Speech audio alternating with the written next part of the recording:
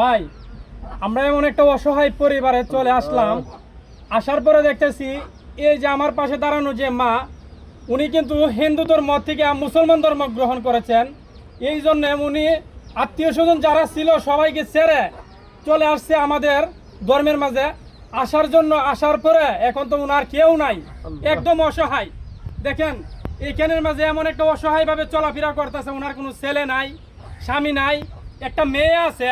আর ওই মেয়েটা নিয়ে ভাই একটা ঘরের মাঝে থাকে। এখন যে বৃষ্টির দিন আসছে, ওই বৃষ্টির মাঝে খুবই কষ্টের দিন যাইতেছে ভাই। রাতে ঘুমাইলে বৃষ্টি যখন আসে ভাই ওইটা বসে থাকা লাগে, বৃষ্টির জন্য ঘুমাইতে পারে না, বৃষ্টির শরীর ভিজা যা, কাপড় চাপড় যা আছে খাতা বালি সব ভিজা যা।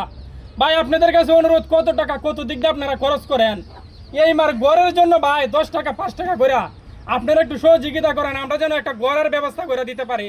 আপনারা ঘরের অবস্থাটা দেখবেন, ভিডিও চিত্রে আমরা সব কিছু তুলে ধরবো। কারণ ঘরটা একদম ভাঙ্গা ভাই জর্জর হয়ে গেছে, কোনো জায়গা দিয়ে মনে করেন ভালো নাই, একবার ঘরটা ভাঙ্গা বৃষ্টি পড়ে।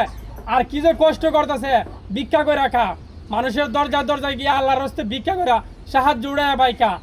আর উনির মুখ থেকে আপনারা এই কথা কিছু শুনেন, আপনি দেশবাসীর কাছে কি চান আপনি একটু বলেন। আমি হিন্দুত্বের মুসলমান হয়েছি, আমি একটা ঘর চাই। আমি খুব ইসের মধ্যে কষ্টের মধ্যে আছি। আমার আত্মীয় স্বজন নাই, আমার আত্মীয় স্বজন সব ছাড়িয়ে দিয়েছি। এরা হিন্দু ধর্মে আছে, আমি মুসলমান হয়ে গেছি। আল্লাহ ভাই সবাই আপনারা কত টাকা কত দিক দিয়ে খরচ করেন, উনির মুখের কথা শুনলেন ভাই। যদি মায়া লাগে দয়া লাগে ভাই, আল্লাহর রস্তে ভাই আপনারা জাকাত হিসাবে উনাকে আপনি 10 টাকা 5 টাকা করে আপনারা সহযোগিতা করেন। আমরা যেন আপনাদের এই সহযোগিতা দাও, ওনার জন্য একটা ঘরের ব্যবস্থা করে দিতে পারে ভাই। সবাই সবার কাছে অনুরোধ রইল ভাই, সবাই একটু সাহায্য করেন।